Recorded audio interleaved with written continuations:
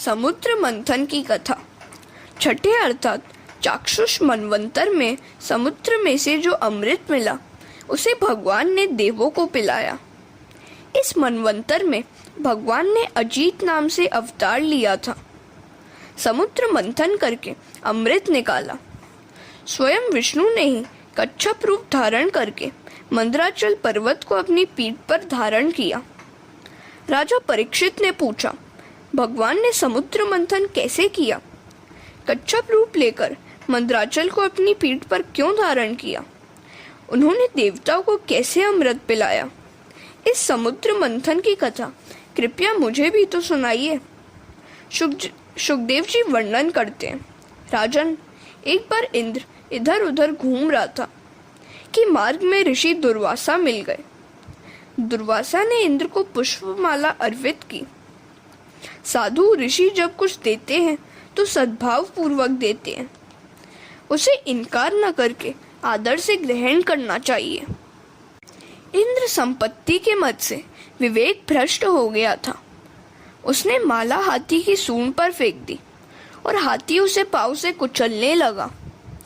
दुर्वासा ने सोचा कि इंद्र मेरा और पुष्पवासी लक्ष्मी का अपमान कर रहा है।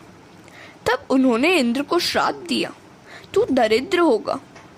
संपत्ति के मद से विवेक भ्रष्ट हुआ व्यक्ति दरिद्र हुए बिना फिर विवेकी नहीं बन पाता। इंद्र दरिद्र हो गया और स्वर्ग का राज्य दैत्यों को मिला। देवगण ने भगवान का आसरा लेकर उनसे प्रार्थना की कि कुछ ऐसा उपाय करें कि जिससे हमें स्वर्ग का राज्य वापस मिल जाए। भगवान ने समुद्र मंथन करने की आज्ञा दी और कहा कि इससे प्राप्त होने वाला अमृत तुम्हें पिलाकर तुम्हें अमर बनाऊंगा।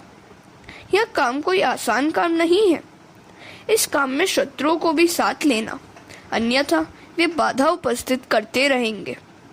दैत्यों के साथ मैत्री करके उनकी प्रशंसा करना।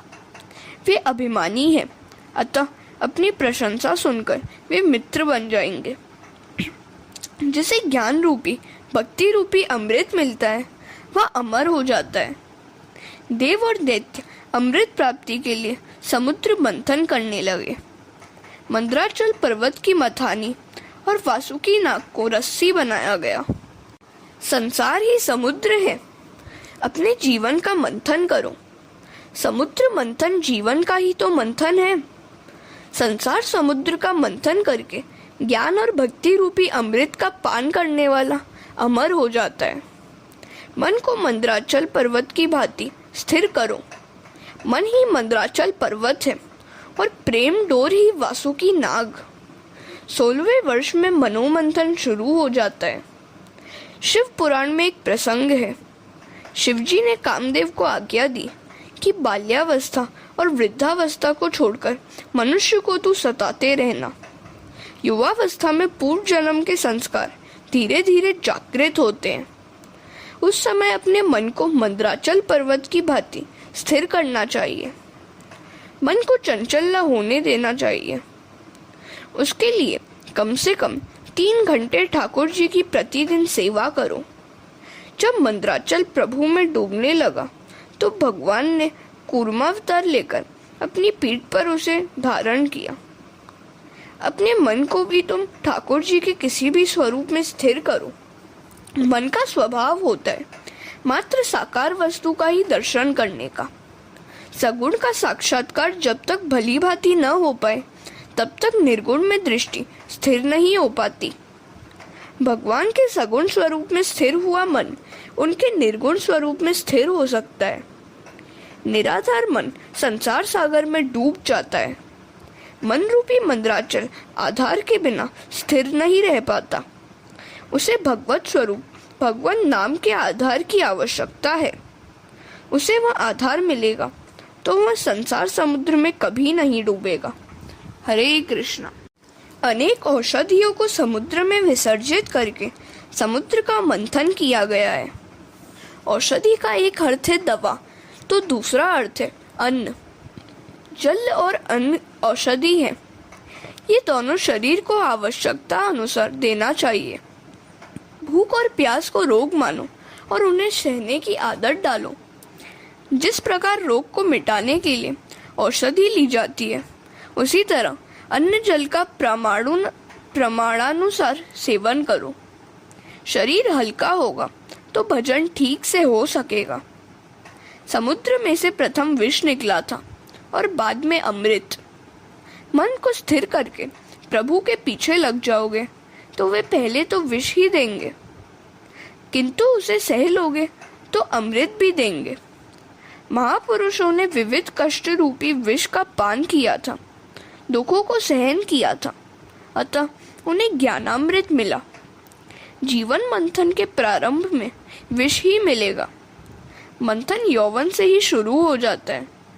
पहले विष मिलेंगे और विषय, ये विष जैसे ही तो है। निंदा और कर्कश वाणी विष ही है। निंदा और नरक एक ही है। निंदा रूपी विष सह लोगे तो अमृत मिलेगा। प्रतिकूल परिस्थिति भी विष ही है, दुख भी विष है। विष की दुर्गंधी देवों से सह ही नहीं गई तो प्रभु ने विषपान के लिए शंकर को बुला भेजा। जिसके सिर पर ज्ञान गंगा होती है वह विष को पचा सकता है। इस संसार का विष सभी को जलाता है, किंतु ज्ञान गंगाधारी को नहीं जला सकता। शंकर भगवान की भांति ज्ञान गंगा को सिर पर धारण करोगे तो विष सहा जाएगा।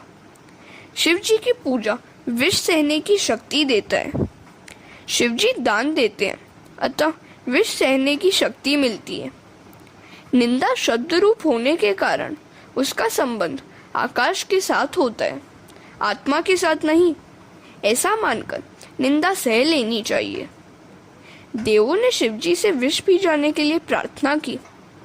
उन्होंने पार्वती से अनुमति मांगी तो पार्वती ने कहा, ये सब तो स्वार्थी हैं। विष पीने से आपको अगर कुछ हो गया तो शिव जी कहते हैं, यदि सबका कल्याण हो सकता है तो भले ही चाहे मुझे दुख क्यों न झेलना पड़े। अन्य को सुखी करने के लिए जो स्वयं दुख सह ले वही शिव है। स्वयं को सुखी करने के लिए दूसरों को दुखी करे वह जीव है। दूसरों का हित करने के लिए जो अपना स्वार्थ भी छोड़ देता है वह शिव है, और अपने स्वार्थ के लिए जो दूसरों का काम बिगाड़ता है वह जीव है। शिवजी ने भगवत स्मरण करते हुए विषपान किया। विष को गले में ही रखना है, पेट में नहीं उतारना। किसी को कटु शब्द सुनाने की इच्छा हो जाए तो उसे गले में ही रोक दो, मुख पर मत आने दो। विष गले में रखा जाता है, इसे न तो बाहर निकालना है और न पेट में उतारना है। निंदा की ओर ध्यान ही नहीं देना है। किसी द्वेष को याद मत करो। विष को पेट में कभी मत रखो। कर्कश वाणी विष ही है। शिवजी ने विष को कंठ में ही रखा हुआ है।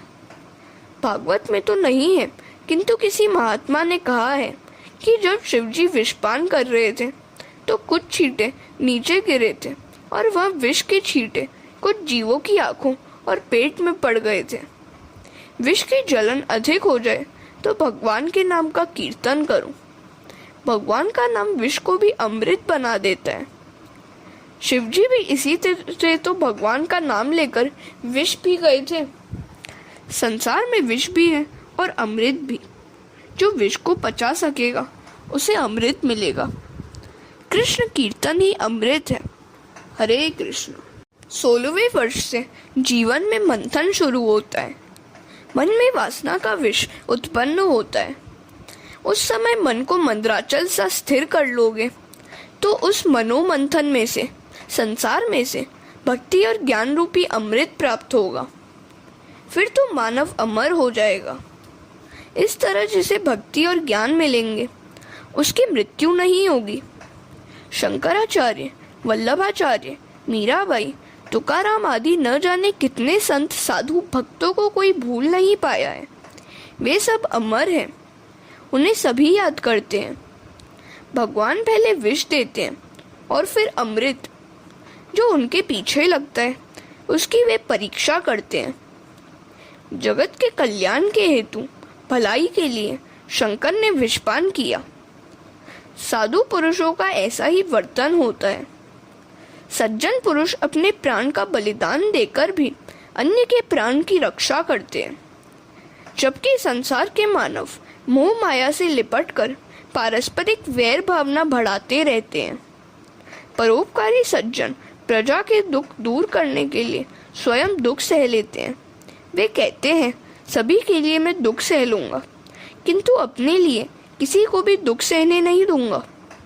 साधु पुरुष अन्य लोगों के दुख से दुखी होते हैं, किंतु यह दुख नहीं है, यह तो सभी के हृदय में विराजमान परमात्मा की आराधना है। मंथन करते करते गौ माता कामधेनु प्राप्त हुई। गौ माता कामधेनु का दान ऋषि मुनियों को दिया गया। जो संपत्ति प्रथम मिले उसका परोपकार में उपयोग करो। कामधेनु संतोष का प्रतीक है। संतोष कामधेनु का स्वरूप है।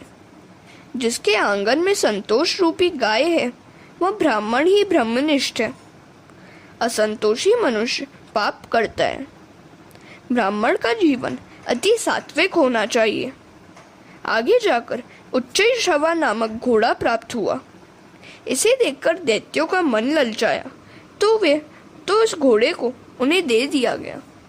श्रव शब्द का अर्थ है कीर्ति। उच्चैःश्रवा कीर्ति का प्रतीक है। मन को जो पर्वत सा स्थिर कर पाएगा उसे जगत में कीर्ति मिलेगी और लक्ष्मी भी। जिसका मन कीर्ति में फंसता है उसे अमृत नहीं मिल पाता। साधन के आरंभ में कीर्ति मिलती है। यदि मन इसी में फंस गया तो भगवान नहीं मिलेंगे। जिसे मान अधिक मिलता है उसके पुण्यों का क्षय होता है। जिस जीव को मान का मोह नहीं है और जो दीनता से प्रभु की प्रार्थना करता है उस जीव को ईश्वर अपने जैसा बनाते हैं। विष्णु सहस्त्र नामावली में भगवान को अमानी मानदो कहा गया है। भगवान स्वयं अमानी है किंतु जीवों को मान देते हैं। जिसका मन उच्चैःश्रवा अर्थात कीर्ति के मोह में फंस गया है उसे अमृत नहीं मिलता। दैत्यों ने उच्चैःश्रवा को ले लिया था, अतः उन्हें अमृत नहीं मिला। बिना कसौटी के परमात्मा कृपा नहीं करते। जो कीर्ति और प्रसिद्धि में फंसता है उसे अमृत नहीं मिलता। आगे चलकर समुद्र मंथन में से जब ऐरावत हाथी निकला तो दैत्य घोड़ा ले लेने के कारण पछताने लगे। हाथी सूक्ष्म दृष्टि का प्रतीक है। हाथी की आंखें छोटी सी होती है। देवों को यह हाथी दिया गया। स्थूल दृष्टि देह दृष्टि है। सूक्ष्म दृष्टि आत्म दृष्टि है। सूक्ष्म दृष्टि वाले को अमृत मिलता है। सूक्ष्म दृष्टि वाले को कामदेव सता नहीं सकता। आगे चलकर समुद्र मंथन से अप्सरा प्राप्त हुई। दैत्यों से देवों ने कहा कि इसके बाद जो कुछ निकलेगा उसे हम लेंगे। पारिजात और अप्सरा देवों को मिले। हरे कृष्ण। लक्ष्मी जी का प्राकट्य। अब समुद्र से लक्ष्मी जी प्रकट हुई। ये तो साक्षात जगदम्बा महामाया है। दैत्यों ने सोचा कि हमें यह मिल जाए तो अच्छा हो, किंतु मांगने वालों को, इच्छा करने वालों को लक्ष्मी नहीं मिलती। लक्ष्मी जी को सिंहासन पर बिठाया गया। इस जगत में भी लक्ष्मी नंदनों को सभी मान देते हैं। लक्ष्मी जी सोचने लगी कि किसके गले में वरमाला पहनाऊं। सर्व गुण संपन्न पुरुष की खोज में निकली। उन्हें ऋषियों के मंडप में लाया गया।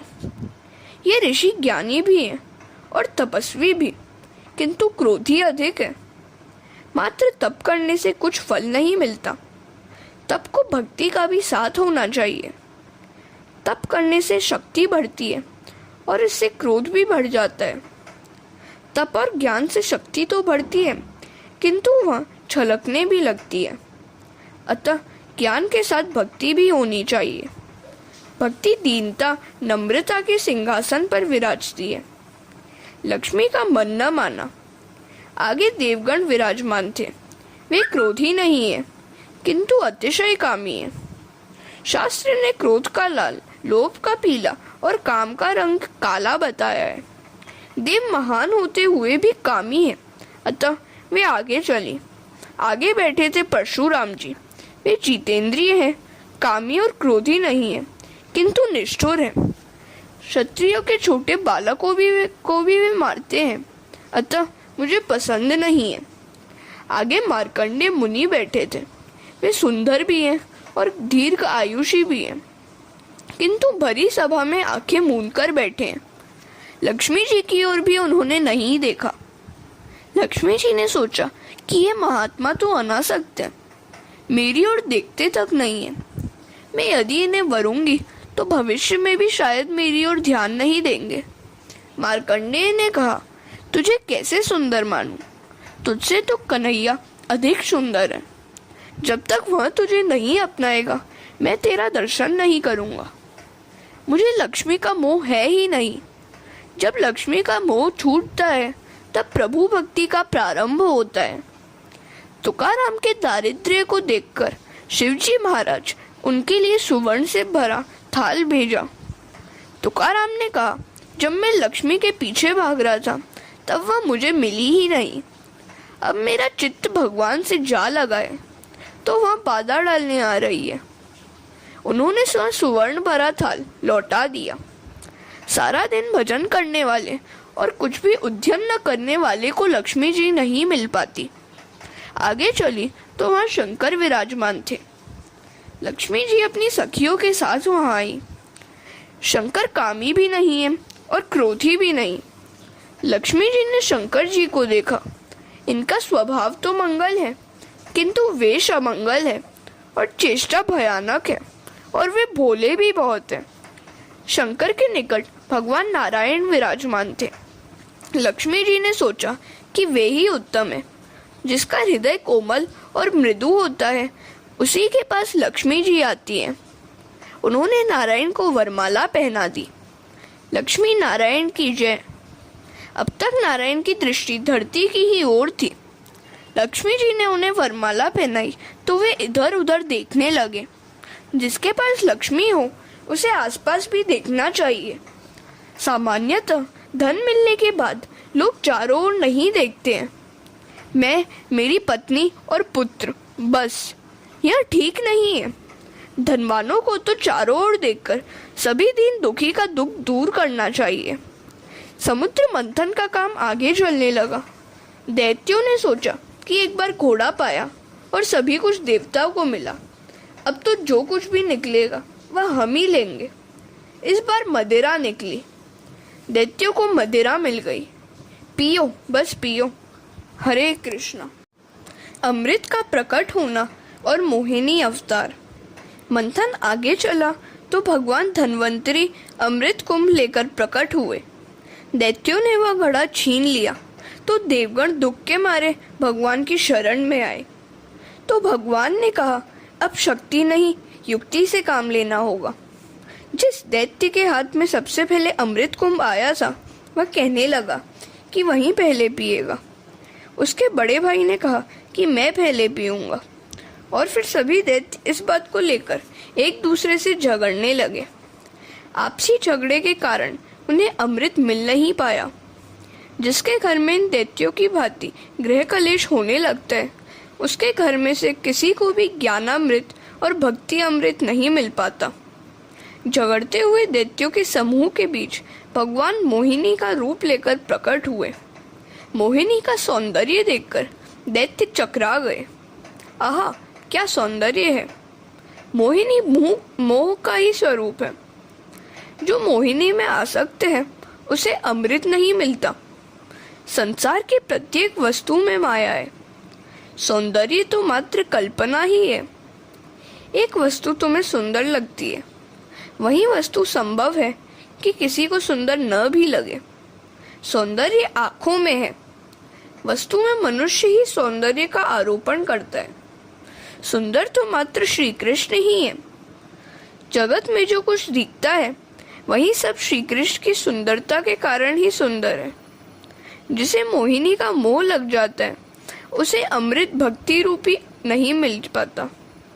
जो संसार की मोहिनी में सौंदर्य और विषयों के मोह में फंसता है उसे अमृत नहीं मिलता, किंतु जिसका मन मनमोहन श्री कृष्ण में फंसता है उसे अमृत मिलता है। जब तक सांसारिक मोहिनी का मोह है भगवान नहीं मिलेंगे।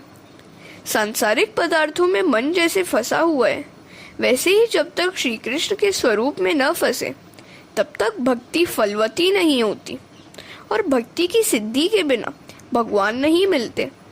स्वरूप आसक्ति के बिना भक्ति सिद्ध नहीं हो पाती। सांसारिक विषयों का मोह छोड़ोगे तो भक्ति हो सकेगी। इसे विवेक से छोड़ना है।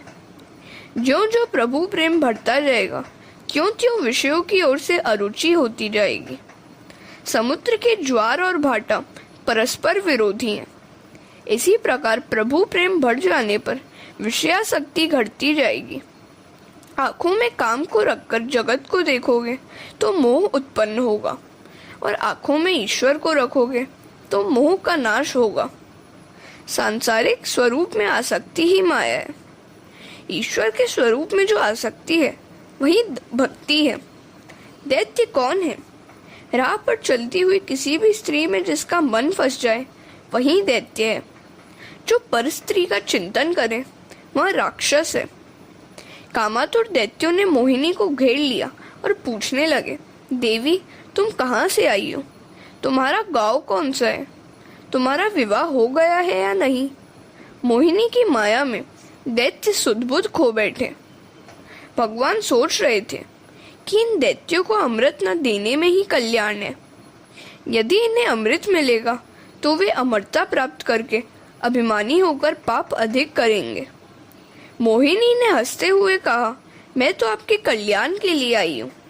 मेरा कोई एक घर नहीं है, मेरे तो कई घर हैं। जो भी पुरुष मुझसे प्रेम करता है मैं उसके घर जाती हूँ। मैं तुकाराम के घर भी जाती हूँ और नरसिंह मेहता के घर भी। वैष्णव के जितने भी घर हैं सभी ठाकुर जी के भी है। हरे कृष्ण। दैत्य मूर्ख थे, अतः मोहिनी के वचनों का गूढ़ार्थ समझ न सके। जिस दैत्य के हाथ में अमृत कुंभ था वह ललचाई आंखों से मोहिनी की ओर देख रहा था। उसने कहा, मैं यह कुंभ तुम्हें भेंट करता हूँ। उसने सोचा कि इससे प्रसन्न होकर मोहिनी उसके घर आएगी। मोहिनी ने उससे पूछा, इस घड़े में क्या है? तो उसने कहा कि अमृत है। सौंदर्य किसी जड़ वस्तु में नहीं है। जिसे देखने से विकार जागे वह सौंदर्य है ही नहीं।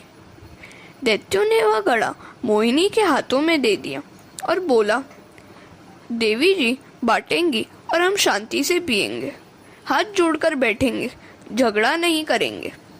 मोहिनी देवी ने देव और दानवों को अलग अलग दो पंक्तियों में बिठलाया और पहले दैत्यों के पास जाकर उनसे कहा, मैं आपका कल्याण करना चाहती हूँ, किंतु वह ऊपर का अमृत पानी जैसा है, अतः उसे देवों को पिला दूं और नीचे का जो अच्छा अमृत है वह आपको पिलाऊंगी, ठीक है ना? बेचारे मोहांध दैत्य वे कहने लगे, अच्छा अच्छा, हम नीचे का अच्छा भाग ही पी लेंगे। आपके हाथों से तो मात्र एक बूंद भी मिल जाए तो भी बहुत है। वे मोहांध होकर बुद्धि गवा बैठे थे। अन्यथा एक ही घड़े में अमृत दो प्रकार का कैसे हो सकता है? दैत्यों ने कहा, देवी जी आपको जो योग्य लगे वही करें। मोहिनी देवी देवों को अमृत पिलाने लगी। कुछ देर बाद दैत्य घबराकर सोचने लगे कि इस बात में छल दिखाई देता है। दैत्य राहु ने सोचा कि इसमें कुछ न कुछ कपट है। इस नारी का विश्वास करके हमने बहुत बड़ी भूल की है। ऐसा सोचता हुआ वह देव पक्ष में जा बैठा कि जिससे अपना भाग गंवाना न पड़े। राहु देवों की पंक्ति में सूर्य और चंद्र के बीच बैठ गया। मोहिनी देवी जान गई कि वह दैत्य है, किंतु पंक्ति भेद न करने के हेतु से राहु को भी अमृत दिया। भोजन में विषमता कभी मत करो। जो पंक्ति भेद करता है उसे संग्रहणी नामक रोग हो जाता है। जब तक पूर्व जन्म का पुण्य बलवान है पाप का फल नहीं मिलता। यह भी तो सोचो, जब इंद्रादि देवों को अमृत मिल रहा था तब राहु वहां नहीं आया, किंतु जब सूर्य चंद्र को अमृत मिल रहा था तो वह आ पहुंचा। मन का स्वामी चंद्र है, चंद्र मन का स्वरूप है। बुद्धि का स्वामी सूर्य है, सूर्य बुद्धि का स्वरूप है। हाथों से, जीभ से मनुष्य भक्ति करता है, तब विषय रूपी राहु बाधा डालने नहीं आता है। तब किंतु जब मनुष्य मन से, बुद्धि से ईश्वर का ध्यान करने में लगता है, तो विषय रूपी राहु बाधा डालने के लिए आ धमकता है। मन बुद्धि को ईश्वर के ध्यान में लगाया नहीं कि राहु को आया हुआ समझो। मन और बुद्धि को जो भक्ति रूपी अमृत मिलता है, वह विषय रूपी राहु से देखा नहीं जाता। अतः विषय रूपी राहु विघ्न डालने आ जाता है। इस विषय राहु को ज्ञान चक्र से नष्ट कर दो। राहु ने अमृत पीना शुरू कर ही दिया था कि भगवान ने सुदर्शन चक्र चलाकर उसका सिर उड़ा दिया। अर्थात सुदर्शन चक्र, ज्ञान रूपी सुदर्शन चक्र से विषय रूपी राहु का नाश किया जाए, किंतु मात्र ज्ञान और बुद्धि से विषय रूपी राहु मरता नहीं है। ज्ञान और बुद्धि का अधिक विश्वास मत करो। अकेले ज्ञान से कुछ भी नहीं हो सकता, क्योंकि राहु वैसे तो अमर है। जब तक कोई सच्चे संत की कृपा नहीं मिल पाती, विषय राहु नहीं मरता। मात्र ज्ञान से विषयों का नाश नहीं हो पाता। ईश्वर के अनुग्रह से ही मन निर्विषयी होता है। भगवान की कृपा के बिना मन निर्विषयी नहीं हो सकता। ज्ञान का आश्रय लेकर भी अति दीन बनोगे तो परमात्मा कृपा करके विषय राहु को मारेंगे। मात्र ज्ञान से ही निर्विषयता नहीं हो पाती। ईश्वर की कृपा से निर्विषयता आती है। परमात्मा की कृपा और साक्षात्कार से ही विषयासक्ति और विषयानुरागिता में से मन निवृत्त हो पाता है। दैत्य भगवान से विमुख थे, अतः उन्हें अमृत नहीं मिला। संसार की मोहिनी में फंस जाओगे तो भक्ति रूपी अमृत कभी नहीं मिलेगा। हरे कृष्णा।